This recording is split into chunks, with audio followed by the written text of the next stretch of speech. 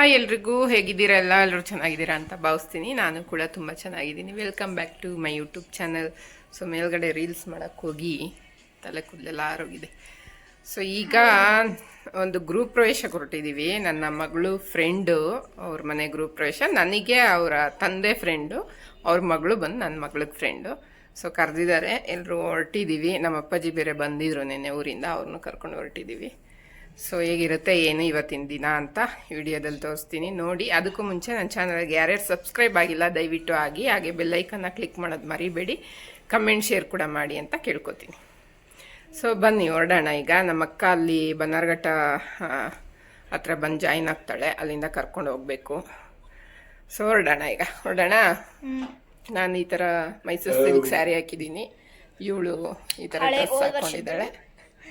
ನಮ್ಮಪ್ಪ ಈಗ ಎದ್ದು ಒಂದು ಸಲ ಅಲ್ಲೇ ನಿದ್ದೆ ಮಾಡಿ ಈಗ ಎದ್ದು ಈಗ ಪ್ಯಾಂಟ್ ಹಾಕೊಂಡು ರೆಡಿ ಆಗ್ತಾರೆ ಅವರು. ಸೊ ಹೊರಡೋಣ ಈಗ, ಬನ್ನಿ ಗೈಸ್. ಈಗ ಕಾರಲ್ಲಿ ಹೊರಟಿದ್ದೀವಿ. ನಮ್ಮ ಅಕ್ಕ ಬನ್ನಾರ್ಘಟ್ಟ ಹತ್ರ ಬಂದಿರ್ತಾಳೆ, ಅಲ್ಲಿಂದ ಅವಳನ್ನ ಪಿಕ್ ಮಾಡಿಕೊಂಡು ಹೋಗಬೇಕು. ಸೊ ಈಗ ಬಿಟ್ಟಿದ್ದೀವಿ, ಈಗಲೇ 12 o'clock ಆಗಿದೆ. ಸೊ ಹೋಗೋಷ್ಟರಲ್ಲಿ 1 o'clock ಆಗುತ್ತೆ. ಹೋಗಿ ವಿಶ್ ಮಾಡಿ ಗಿಫ್ಟ್ ಕೊಟ್ಟು ಊಟ ಮಾಡ್ಕೊಂಡು ರಿಟರ್ನ್ ವಾಪಸ್ ಬರೋದು ಅಷ್ಟೇ. ಗೈಸ್ ನಮ್ಮ ಅಕ್ಕ ಬಂದ್ಲು, ಕಾರ್ ಹತ್ತಿದ್ದಾಳೆ ಇಲ್ಲೇ. ಸೊ ಈಗ ಹೊರಟಿದ್ದೀವಿ ಫ್ರೆಂಡ್ ಮನೆಗೆ ಗ್ರೂಪ್ ಪ್ರವೇಶಕ್ಕೆ. ಅಲ್ಲಿಗೆ ಹೋದ್ಮೇಲೆ ವಿಡಿಯೋ ಕಂಟಿನ್ಯೂ ಮಾಡ್ತೀವಿ ಗೈಸ್. ಆಯ್ತಾ ಪೂಜೆ ಎಲ್ಲ?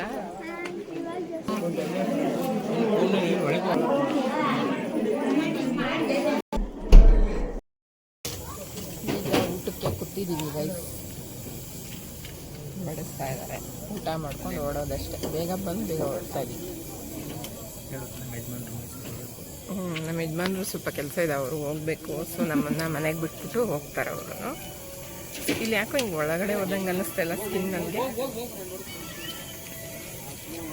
ಅಲ್ಲಂಗೆ ಅನ್ನಿಸ್ತೈತೆ, ಇಲ್ಲಿ ನೋಡಿದಂಗೆ ಅನ್ನಿಸ್ತಾ ಇಲ್ಲ ನನಗೆ, ಯಾಕೋ ಹಂಗೆ ಅನ್ನಿಸ್ತು ಗೈಸ್. ಈಗ ಊಟ ಆಯಿತು. ಹೆಂಗಿತ್ತೆ ಊಟ? ಊಟ ಮಾಡ್ಕೊಂಡು ಮನೆಗೆ ಹೊರಟಿದ್ದೀವಿ. ಇಲ್ಲೊಂದೆರಡು ತಕ್ಕೊಂಡೋಣ ಬಾ.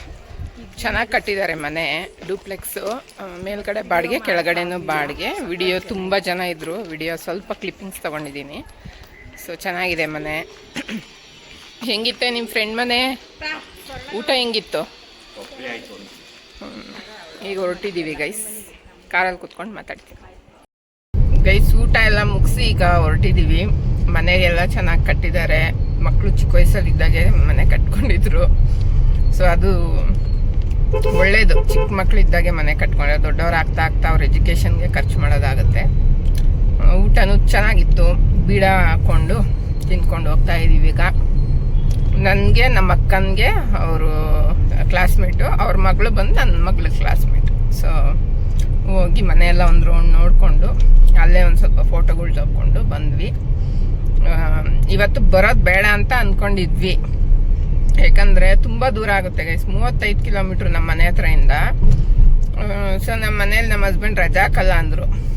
ಇವಳು ಒಂದೇ ಕಣ್ಣಲ್ಲಿ ಅಳೋದು ನೋಡಿ ನನ್ನ ಮಗಳು ಅಳ್ತವಳಲ್ಲ ಅಂತ ರಜಾ ಹಾಕಿ ಕರ್ಕೊಂಬಂದವ್ರು. ಹಂಗೆ ಅವ್ರಿಗೂ ಸ್ವಲ್ಪ ಕೆಲಸ ಇತ್ತು, ಹೋಗ್ಬೇಕಿತ್ತು, ರಜಾ ಹಾಕಿ ಕರ್ಕೊಂಬಂದರು. ಈಗ ನಮ್ಮನ್ನು ಮನೆಗೆ ಬಿಟ್ಬಿಟ್ಟು ಅವ್ರು ಹೊರಡ್ತಾರೆ. ಸೊ ಮನೆಗೆ ಹೋಗಿ ಕಂಟಿನ್ಯೂ ಮಾಡ್ತೀನಿ ವಿಡಿಯೋನ. ನಮ್ಮ ಅಪ್ಪ ಬೇರೆ ಊರಿಂದ ಬಂದವ್ರೆ. ಏನು ಸಮಾಚಾರ?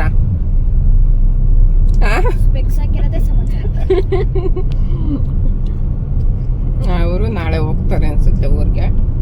ಈಗ ನಮ್ಮ ಅಕ್ಕ ಮನೆಗೆ ಹೋಗ್ತಾರೆ. ನೈಟ್ ನಾನು ಬಂದು ನಮ್ಮ ಮನೇಲಿ ಉಳ್ಕೊಂಡಿದ್ರು ನಿನ್ನೆ. ಸೊ ಈಗ ಅವ್ರ ಮನೆಗೆ ಹೋಗ್ತಾರೆ, ನಾವು ಮನೆಗೆ ಹೊರಡ್ತೀವಿ. ಮೊಮ್ಮಗಳು ದುಡ್ಡಂತೆ ಕೊಡು. ಗೊತ್ತಿಲ್ಲ, ಕೊಡಬೇಕು ನನಗೆ.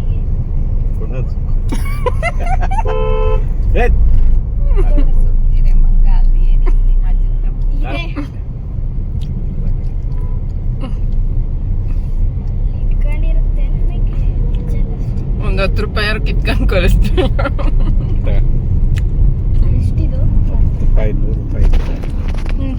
ಅದೇ 10 ರೂಪಾಯಿನ ತಗೊಳ್ಳಿ. 100 ರೂಪಾಯಿ ಕೊಡ್ತಾ ಯಾವಾಗ್ಲೂ 10 ಕೊಡ್ತೀಯ ವರ್ಷಕ್ಕೊಂದ್ಸತಿ. ಇದಕ್ ಬತ್ತಿಯಲ್ಲ ಜಾತ್ರೆಗೆ ಅವಾಗ 100 ರೂಪಾಯಿ ಕೊಡ್ತೀನಿ ಜಾತ್ರೆ. ಜಾತ್ರೆಗೆ ಆ ಕಾಲ ಇನ್ನೇನು ಮಗ ಇನ್ನೊಂದ್ ತಿಂಗ್ಳು ಐತಿ. ಒಂದ್ ತಿಂಗಳು ಈಗಲೇ ಕೊಡು, ಆಮೇಲೆ ನಾನು ಕೇಳಲ್ಲ. ಇಲ್ಲ ಅಲ್ಲಿ ಜಾತ್ರೆಗೆ ಅವತ್ತು ನಾನು ಕೇಳಲ್ಲ ಅಂತೀನಿ. ನೀನ್ ಯಾಕೆ ಕೇಳಲ್ಲ? ಆಫರ್ ಕೇಳಿ ನಾನು ಹೇಳಿದ್ರ ಮೇಲೆ ಮುಗೀತು, ಕೇಳಲ್ಲ. ನಿಜ. ಅಲ್ಲಿ ಬಂದಾಗ ಕೊಡ್ತೀನಿ. ಇಲ್ಲ ಕೊಡ್ಬೇಕು. ಸಾಕ್ ಬಿಡು ಅಷ್ಟೇ. ಅಷ್ಟಾರ ಕೊಟ್ಟಿತ್ತಲ್ಲ, ನಮಗ್ ಅದು ಕೊಡ್ತಿರ್ಲಿಲ್ಲ. 10 ರೂಪಾಯಿ ಕೇಳಿದ್ರೆ ನೀನು ತಿಂತುರದೆ ಇದು ಉಂಡಿಗೆ ಹಾಕೋತಾಳೆ. ಎಲ್ಲಿ ಹೊಟ್ಟೆ ಉಂಟಿ ಐತೆ ಒಂದು ಉಂಡಿ ಮಾಡ್ಕೊಂಡು ಅವಳ ಮನೇಲಿ, ಅದಕ್ಕೆ ಹಾಕೊಂತಾಳೆ. ಒಂದು 700-800 ರೂಪಾಯಿ ಮಾಡ್ಕೊಂಡಿದ್ಲು. ನನ್ನ ಬರ್ತಡೇಗೆ ಅದೊಂದು 500 ರೂಪಾಯಿ ಗಿಫ್ಟ್ ತಂದು ಕೊಟ್ಲು. 700 200 ಐತಿ. ಅದಕ್ಕೆ ಅವ್ರ ಅಪ್ಪ ಅವಾಗವಾಗ ಕೊಡ್ತಾ ಇರುತ್ತೆ, ಅದನ್ನ ಹಾಕೊಂತ ಇರ್ತಾಳೆ. ಈಗ ಇದನ್ನ ಸೇರಿಸಿದ್ರೆ ತಾನು ತೋರ್ಸ್ನು ಹಂಗೆ ಸುಮ್ಮನೆ ಹಿಡ್ಬೇಕು. 400 ರೂಪಾಯಿ ಆಗುತ್ತೆ. 490 rupees ಇರೋದು ಅಪ್ಪ. ಇದು ಮೇನ್ ರೋಡ್. ಇದು Hosur main road. So guys, ಗೃಹ ಪ್ರವೇಶ ಎಲ್ಲ ಮುಗಿಸ್ಕೊಬಂದು ಸ್ವಲ್ಪ ಹೊತ್ತು ಮಲಗಿದ್ದೆ. ನಮ್ಮ ಹಸ್ಬೆಂಡ್ ಕೆಲಸ ಇದೆ ಅಂತ ಹೇಳ್ಬಿಟ್ಟು ಅವರು ಹೋಗಿದ್ದಾರೆ, ನಾಳೆ ಬರ್ತಾರೆ. ಸೊ ಆನ್ಲೈನಲ್ಲಿ 1-2 ನೈಟ್ ಡ್ರೆಸ್ ತರಿಸಿದೆ. ಅದೇ ಫಿಟ್ ಅಷ್ಟು ಆಗ್ತಿಲ್ಲ. ಅಂದರೆ ಅವರು ಕೊಡೋ ಸೈಜು ಬೇರೆ, ಅದು ಫಿಟ್ಟಿಂಗೇ ಬೇರೆ ಇರುತ್ತೆ. ನಾವು ಹೋಗಿ ಡೈರೆಕ್ಟ್ ತೊಗೊಳೋ ಥರ ಸೈಜೇ ಸಿಗಲ್ಲ ಅದು. ಸೊ ಎಲ್ಲ ಮುಖ ಎಲ್ಲ ತೊಳ್ಕೊಂಡು ಮಲಗಿದ್ದೆ. ಈಗ ಎದ್ದು ವಿಡಿಯೋನ ಎಂಡ್ ಮಾಡಿರಲಿಲ್ವಲ್ಲ, ಎಂಡ್ ಮಾಡೋಣ ಅಂತ ಹೇಳ್ಬಿಟ್ಟು ಕಂಟಿನ್ಯೂ ಮಾಡ್ತಾಯಿದ್ದೀನಿ. ಸೊ ಮಗಳು ಮಲಗಿದ್ದಾಳೆ, ಒಬ್ಬಳೇ ಬೇಜಾರಾಗ್ತಿದೆ. ನನಗೇನು ಒಬ್ಬಳೇ ಮನೇಲಿರೋಕೆ ಅಷ್ಟೊಂದೇನು ಬೇಜಾರು ಅನಿಸಲ್ಲ. ಯಾಕಂದರೆ ಡೈಲಿ ಅವ್ರು ಬೆಳಗ್ಗೆ 7:30 ಹೋದರೆ ನೈಟ್ 8:00 ಬರೋದು, ಮಗಳು 3:00 ಬರೋದು. ಸೊ ಒಬ್ಬಳೇ ಇರ್ತೀನಿ ಮನೇಲಿ. ನನಗೇನು ಅದು ರೂಢಿ ಆಗಿದೆ.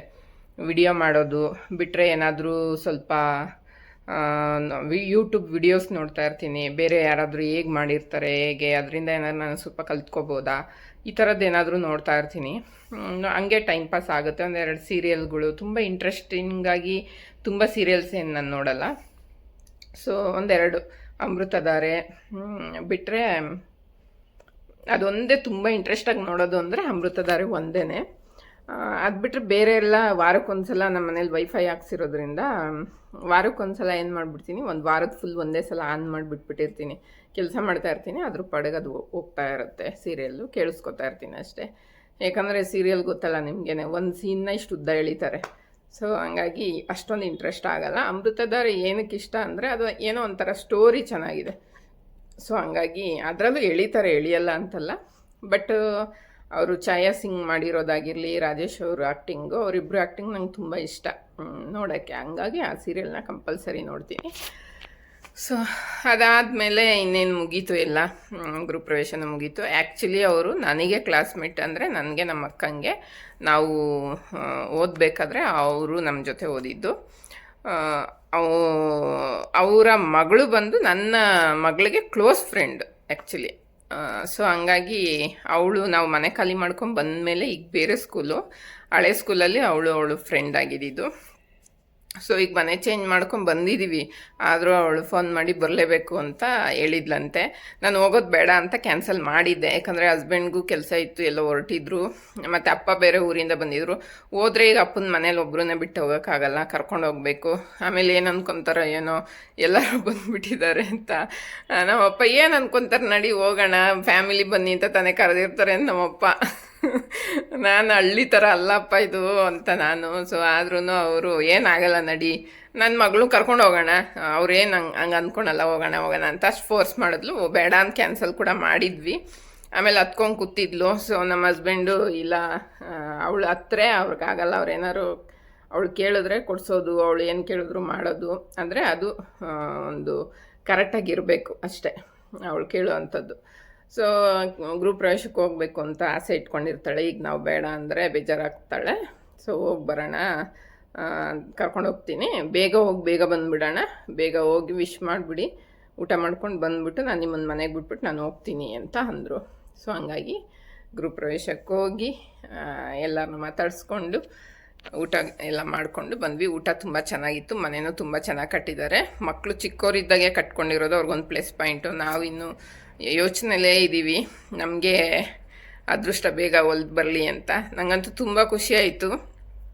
ನನ್ನ ಜೊತೆ ಓದಿರೋರು ಏನೋ ಅದು ಒಂದು ಸಾಧನೆನೇ ಅಲ್ವಾ. ತೋ ಒಂಥರ ಖುಷಿ ಅನ್ನಿಸ್ತು. ಆ ಥರ ಒಂದು ಬೆಳವಣಿಗೆ ಇರಬೇಕು. ಕೆಲವರು ನಮ್ಮ ಜೊತೆಲೇ ಓದಿದ್ದು ಒಂದು ಹುಡುಗ ಡ್ರಗ್ಸ್ಗೇನೋ ಬಿದ್ದು ಸಿಗರೇಟು ಗಾಂಜಾ ಥರ ಎಲ್ಲ ಹೊಡೆದ್ಬಿಟ್ಟು ಸತ್ತೋದ್ನಂತೆ. ಸತ್ತೋಗಿದ್ದು ನನಗೆ ಗೊತ್ತಿತ್ತು, ನಾನು ಹೋಗಿರಲಿಲ್ಲ. ನಮ್ಮ ಅಕ್ಕ ಮನೆ ಮುಂದೆನೇ ಸತ್ತಿದ್ದವನು. ಏನೋ ಅದು ಜಾಸ್ತಿ ಆಗಿ ಏನೋ ಹ್ಯಾಂಗಿಂಗ್ ಮಾಡ್ಕೊಂಡೇನೋ ಸತ್ತಿದ್ದು. ಸೊ ಇನ್ನೊಬ್ಬ ನನ್ನ ಕ್ಲಾಸ್ಮೇಟ್ ಒಬ್ಬ ಇದ್ದಾನೆ, ಅವನು ನನಗೆ ಹೇಳಿದ್ದು ಈ ಥರ ಆಗಿದೆ ಕಣೆ, ಹೋಗ್ತಾ ಇದ್ದೀನಿ ಅಂತ. ಸೊ ಅವನೊಬ್ಬನೇ ನನಗೆ ತುಂಬ ಕ್ಲೋಸಾಗಿ ಇದ್ದಿದ್ದು ಅಂದರೆ ಒಬ್ಬನೇ. ನಮ್ಮ ಮನೇಲಿ ನಮ್ಮ ಹಸ್ಬೆಂಡ್ಗೆ ಫ್ಯಾಮಿಲಿಗೆ ಎಲ್ಲರಿಗೂ ಚೆನ್ನಾಗಿ ಗೊತ್ತಿತ್ತು. ಸೊ ಇವ್ರನ್ನ ನಾನು ಅಷ್ಟೊಂದಾಗಿ ಮಾತಾಡಿಸ್ತಿರ್ಲಿಲ್ಲ. ಮಗಳು ಕಡೆಯಿಂದ ಮತ್ತೆ ಕನೆಕ್ಟ್ ಆಗಿದ್ದಷ್ಟೇ ಹೋಗಿದ್ವಿ. ಸೊ ನೋಡಿದ್ರಲ್ಲ, ಇದಾಗಿತ್ತು ಇವತ್ತಿನ ವಿಡಿಯೋ. ನಿಮ್ಮೆಲ್ಲರಿಗೂ ಇಷ್ಟ ಆಗಿದೆ ಅಂತ ಭಾವಿಸ್ತೀನಿ. ಇಷ್ಟ ಆಗಿದ್ರೆ ಲೈಕ್, ಶೇರ್, ಕಮೆಂಟ್ ಹಾಗೆ ಸಬ್ಸ್ಕ್ರೈಬ್ ಮಾಡೋದು ಮರಿಬೇಡಿ. ನಾಳಿನ ವಿಡಿಯೋದಲ್ಲಿ ಸಿಗ್ತೀನಿ guys. Thank you very much.